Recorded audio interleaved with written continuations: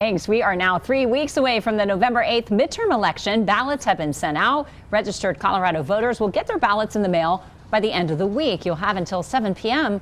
on Election Day to return your ballot to a drop box. The deadline to mail your ballot is October 31st. Postmarks of Election Day do not count. Voters in Pueblo will decide whether to renew the city's public safety sales tax for the next 5 years. News 5's Ashley Portillo talked with two businesses targeted by crime recently who are in favor of the tax. She's also tracking where the money will go if it's renewed. Graham's Grill and Big Bear Wine and Liquor were broken into in September. They took my POS system, iPads, liquor. And they would come in, they would steal all sorts of alcohol, high-end stuff, cigarettes. The businesses were both broken into again 4 days later. At Graham's Grill, the burglars stole the ATM. It's tough on a small business when you have to replace that. At one point in time, I had plywood on every door of my building.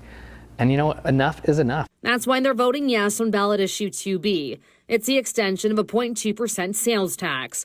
Pueblo Police Chief Chris Noller said the department has spent over $18 million the past 5 years with the revenue generated from the tax. I hope the citizens understand how vital their vote 5 years ago was to where we are today. The department's replaced their entire fleet of 80-plus vehicles.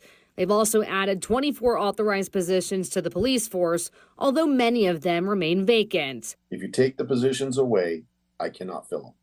If I have the positions, yes, they're vacant right now, but I can work towards filling those. If voters say yes, the department wants to continue strong recruiting efforts to fill those positions and spend about $2.8 million on drones, replacing laptops and cameras, and buying more cars. Something like a public safety sales tax, I think, shows the commitment of the community towards their police.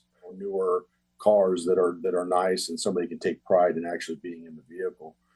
I think those are recruiting tools. Chief Noller says a no vote means the department loses 24 officers and their recruiting efforts won't be as strong. If I lose the money in the PSST sales tax, I don't have the money in my operating budget to purchase that technology and do those kind of things. People opposed to the measure have questions like, will the money actually go toward what it's supposed to? And yes, it's an extension of a sales tax, but people say that shouldn't fall on taxpayers.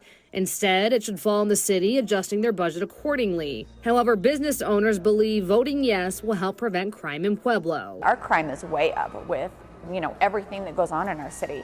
So I feel that it's a good thing. Now's not the time to cut funding for police. I think the police are doing as good as a job as they can with the funding that they have.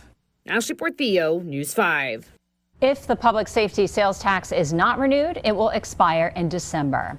And another reminder, we are re-airing the state debate tomorrow. News 5, alongside the Gazette and the El Pomar Foundation, hosted the debate on Sunday night. Our Rob Quirk was the MC. Here, Governor Jared Polis discussed key topics with Republican candidate Heidi Ganahl.